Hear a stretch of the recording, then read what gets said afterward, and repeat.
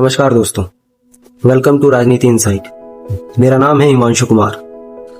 आज हम एक ऐसे मुद्दे पे बात करने वाले हैं जिसे सुनते ही बहस शुरू हो जाती है, रिजर्वेशन। कुछ लोग कहते हैं कि रिजर्वेशन सोशल जस्टिस का एक टूल है, वहीं कुछ लोग कहते हैं कि रिजर्वेशन मेरिट के खिलाफ है और एक स्पेशल प्रिविलेज है, या फिर ये लोग फ्री एडवांटेज के रूप में रिजर्वेशन को देखते हैं। लेकिन सवाल यह है, क्या रिजर्वेशन वाकई में एक स्पेशल प्रिविलेज है, या फिर रिजर्वेशन उन लोगों को बराबरी की लाइन तक पहुंचाने की कोशिश है जिनको सदियों तक उस लाइन के पास भी खड़ा होने का मौका नहीं दिया गया। आज की वीडियो में हम रिजर्वेशन को इमोशनल स्लोगन से नहीं बल्कि हिस्ट्री, कॉन्स्टिट्यूशन और सोशल रियलिटी के पर्सपेक्टिव से समझने की कोशिश करेंगे और वीडियो के अंत तक आप खुद डिसाइड कर सकेंगे कि रिजर्वेशन इक्वालिटी का टूल है या फिर स्पेशल प्रिविलेज। सबसे पहले एक सवाल, मान लीजिए दो लोग रेस लगाने वाले हैं। पहला व्यक्ति स्टार्ट लाइन के पार खड़ा है, दूसरा व्यक्ति 500 मीटर पीछे खड़ा है। अब अगर रेफरी बोले मैं सबको इक्वल ट्रीटमेंट दे रहा हूँ, दोनों अब दौड़ सकते हैं, क्या ये सच में इक्वालिटी है या फिर मजाक है?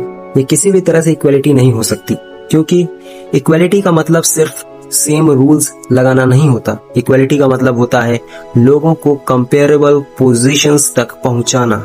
इसी डिफरेंस को समझना बहुत जरूरी होता है। अगर किसी कम्युनिटी को सदियों तक एजुकेशन, प्रॉपर्टी, रिसोर्सेज और गवर्नमेंट पोजीशन से दूर रखा गया हो, तो क्या सिर्फ ये कह देना अब सब इक्वल है काफी होगा? रिजर्वेशन इसी सवाल का जवाब देने के लिए एक कॉन्स्टिट्यूशनल कोशिश करता है। रिजर्वेशन कोई अचानक लिया गया पॉलिटिकल डिसीजन नहीं था, ये एक हिस्टोरिकल प्रॉब्लम का सलूशन था। भारत में कई कम्युनिटीज को सदियों तक सोशल डिस्क्रिमिनेशन का सामना करना पड़ा। बहुत सी जातियों को स्कूल जाने का अधिकार नहीं था, बहुत सी जातियों को मंदिरों में प्रवेश का अधिकार नहीं मिलता था, कई लोग को पब्लिक वेल से पानी पीने तक का अधिकार नहीं था।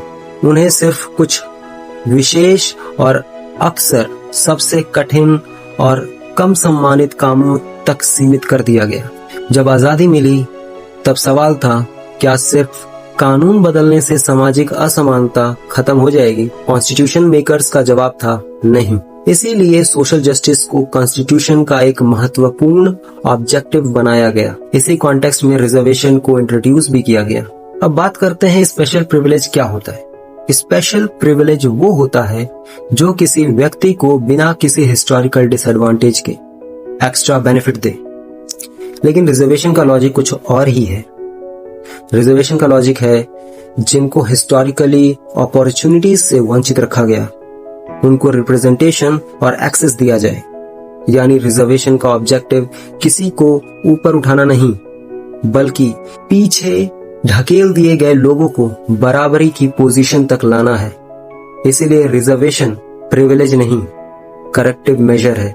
फॉर एग्जाम्पल, अगर किसी व्यक्ति की टांग को किसी ने तोड़ दिया है, तो उस व्यक्ति को अगर कोई व्हील चेयर ला कर देता है या फिर क्रचेस देता है, तो क्या वो स्पेशल प्रिविलेज होगा? नहीं ना। वैसे ही ये उसकी मोबिलिटी को रिस्टोर करने की कोशिश होगी ना। तो रिजर्वेशन स्पेशल प्रिविलेज कैसे हो सकता है? इसीलिए रिजर्वेशन भी एक करेक्टिव मैकेनिज्म के रूप में देखा जाता है। मेरिट का सवाल, रिजर्वेशन पर सबसे कॉमन क्रिटिसिज्म होता है रिजर्वेशन मेरिट के खिलाफ है। लेकिन सवाल यह है, मेरिट बनता कैसे है? क्या मेरिट सिर्फ इंडिविजुअल टैलेंट का रिजल्ट है, या उसमें school, coaching, family income, social environment और अपॉर्चुनिटीज भी रोल प्ले करती हैं? एक बच्चा जो अच्छे स्कूल में पढ़ता है, प्राइवेट कोचिंग लेता है, घर में पढ़ाई का एनवायरनमेंट है, पेरेंट्स एजुकेटेड हैं, इंटरनेट और बुक्स अवेलेबल हैं, उसके और उस बच्चे के बीच कंपैरिजन कैसे किया जा सकता है जिसके पास ये फैसिलिटीज नहीं है? दोनों का एग्जाम स्कोर देखना आसान है, लेकिन दोनों की स्टार्टिंग पोजीशन देखना बहुत मुश्किल। मेरिट को वैक्यूम में नहीं देखा जा सकता। अपॉर्चुनिटीज और मेरिट का गहरा संबंध है। रिजर्वेशन का एक बड़ा ऑब्जेक्टिव रिप्रेजेंटेशन भी है। डेमोक्रेसी सिर्फ वोटिंग का नाम नहीं है, डेमोक्रेसी रिप्रेजेंटेशन का भी नाम है। अगर किसी देश की पॉपुलेशन का एक बड़ा हिस्सा यूनिवर्सिटीज, ब्यूरोक्रेसी, जुडिशरी और पॉलिटिक्स में लगभग नजर ही ना आए, तो क्या उस सिस्टम को पूरी तरह रिप्रेजेंटेटिव कहा जा सकता है? डेमोक्रेसी में इंस्टीट्यूशंस तभी मजबूत बनते हैं जब उनमें समाज के अलग अलग वर्गों की भागीदारी हो, यानी रिप्रेजेंटेशन हो।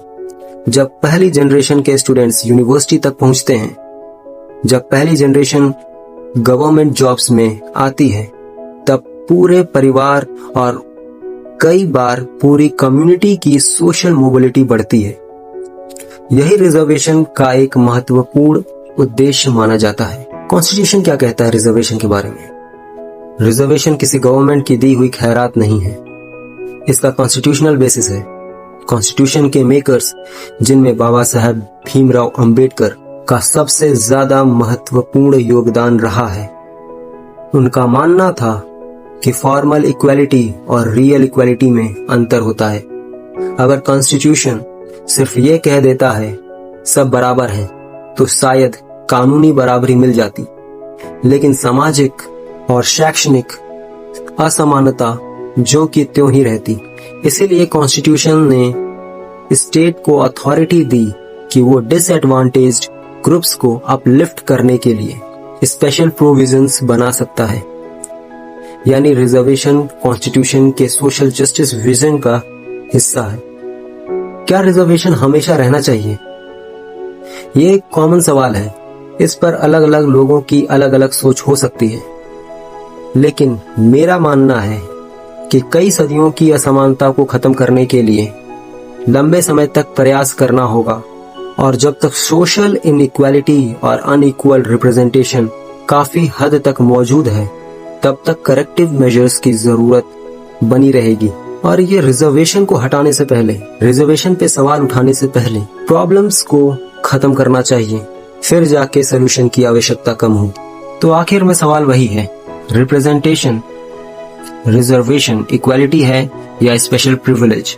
तो इसका जवाब यह है, ये किसी भी तरह का स्पेशल प्रिविलेज नहीं है। ये उन लोगों को बराबरी के मौके देने की कोशिश है जिनको इतिहास में इन मौकों से वंचित रखा गया।